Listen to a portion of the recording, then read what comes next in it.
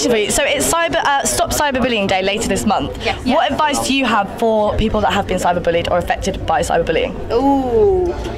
Well, I think it's a tough one because obviously they're behind a screen, they're very confident in commenting on people. Yeah, with an egg as a face. Yes, but I think you should just not let it get to you. Surround yourself with positive people. Ignore anything that's online because it's a load of crap.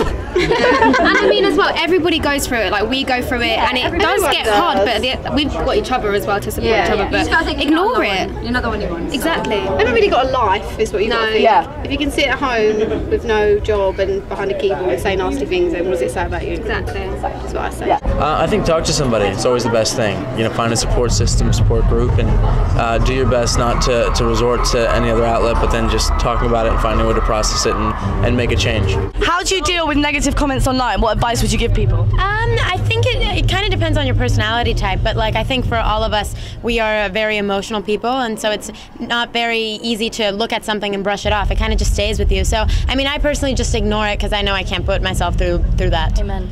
Yeah. It's not worth looking Ignore at. it. To be honest. Yeah. If they don't know you personally, don't take it personal. To be honest with you, if you go, just ignore it. You know what I mean? Yeah. You know, if you see a negative tweet, just get offline. You know, be in the real world with real people and real friends. I think on Twitter and that is obviously an opinion, but it's not necessarily the truth. Cyberbullying. Understand that words only have power if you give them power, and that people cannot make you mad if you don't care about them. What advice do you have for teenage and young people who have been affected by cyberbullying? Block people. And you know what? You've got to remember that it's people that have got nothing else to do, and they're just sat there like trying to almost fulfill themselves by sending hate to people, and it's really unpleasant. And like, you just speak to your friends about it, and if it's people that you know, speak to people like at school about it, and there's teachers that can help. So don't let it build up on yourself, and ask for others to help you. And block them or mute them. Like I do it all the time. People being horrible on my Twitter, mute, see ya.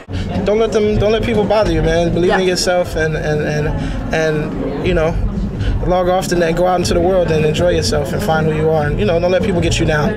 Honestly, I just wish everybody would worry about yourself. Like, it's just like, get your own thing going and like quit worrying about everybody else. And most people that do bully have insecurities about themselves.